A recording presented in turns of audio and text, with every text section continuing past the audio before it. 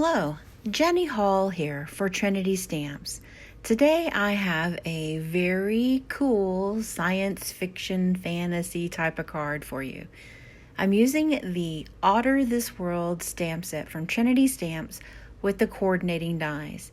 I've already stamped and colored these off screen to save some time from the video, but I will show you what the coloring looks like for one at the very end. All of the colors I used for the COPICs are listed in the video description. I'm starting out the background technique with a piece of watercolor paper. I really need something that's going to be thick and hold up to lots and lots of wet. So watercolor paper is my strong suggestion for this project.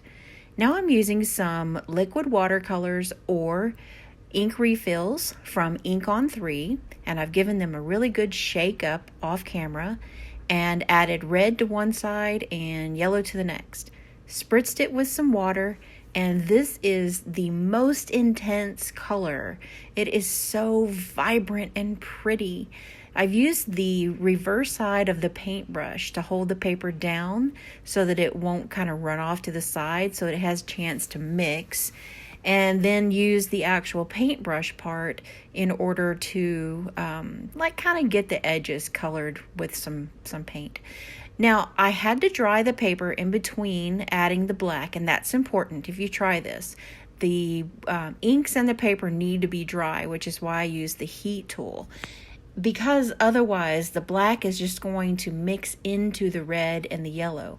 I don't want it to mix into, I want it to sit on top of, and then eventually very softly mix in at the corners as the fluid is there longer.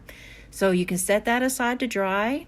Takes a while to dry it, or dry it with your heat tool, but check out the galaxy we've got. By adding the black around the edges, then it works out good.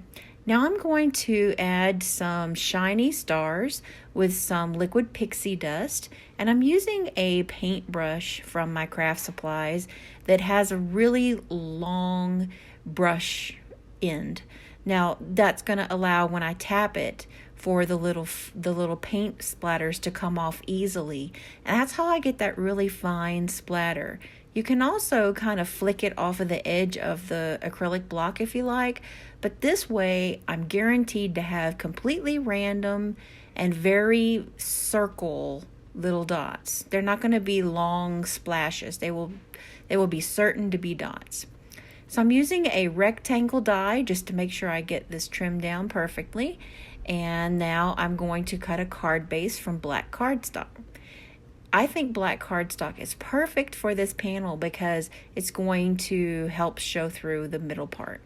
Now, I don't always show this, but here is the burnishing tool that I use. It's the ergonomic scoring tool or burnishing tool from Trinity, and it's made out of Teflon, and it works perfectly. I'm going to make the slider area from the Slimline Twist and Shout die set from Trinity Stamps, and I'm going to cut these pieces. This is the 3 pieces that I'll be using out of the die set, nothing else. So that die set has lots of possibilities, but we're just going to use 3 little pieces. So I've got all those pieces cut out from the circles, and I cut 4 of the largest circle, and the little bar slider is going to cut directly into the background piece, not the card base. I made sure to take that up, but I just used it kind of to measure.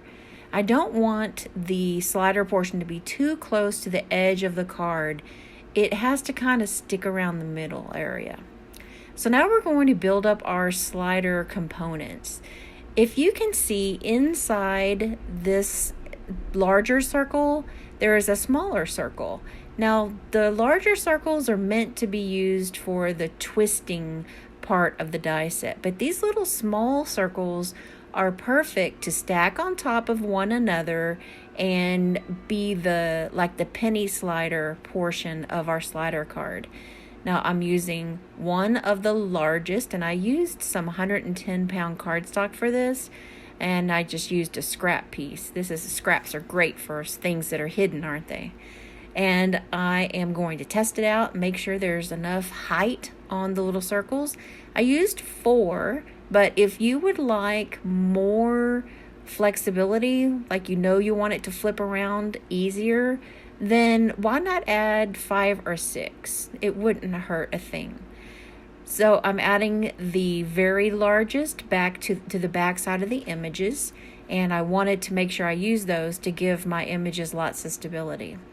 I'm going to pop up this the card panel, and that's very important. And I'm using a doubled up foam tape. So if that doesn't make sense, what I did was I used my Scotch foam tape and I cut it in half and made sure there were 2 layers. That way I know for a fact that the little otters are going to have no problem flipping and spinning around. To secure the slider portion, then I am just sliding them into the track, and then I'm going to adhere them to the circle, the little circle that's on the back of the image. And you could switch whichever direction you like, but I thought it looked really cute like this.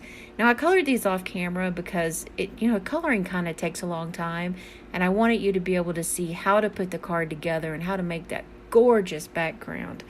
And I've stamped the sentiment off camera as well, and it says, "Your otter this world." I love this.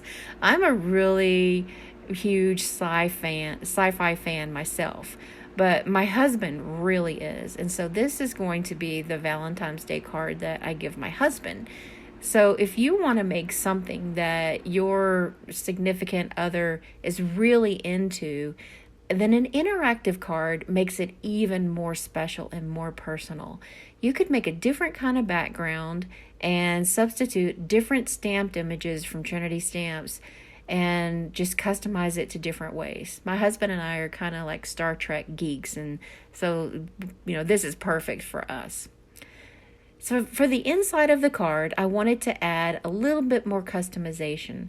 And so I stamped one of the otters and a few of the images with some blackout ink from Ink on 3, which is available in the Trinity store. And I'm going to show you how I colored the little otter. If I didn't mention it earlier, then all of the Ink on 3 products that I use are absolutely fantastic. And Trinity Stamps sells those in the store. So while you're shopping for your favorite stamps, be sure to shop for your favorite Ink on 3 products as well. Very simple and easy Copic coloring on the otter. And I chose to use some orange and yellow. And then I'm using a Stardust Jelly Roll pen to go over the area that is inside the astronaut's helmet, just to make it look a little bit more like glass. And it really is very sparkly in person. I'll be sure to tilt the card here at the end to show you just how sparkly it is.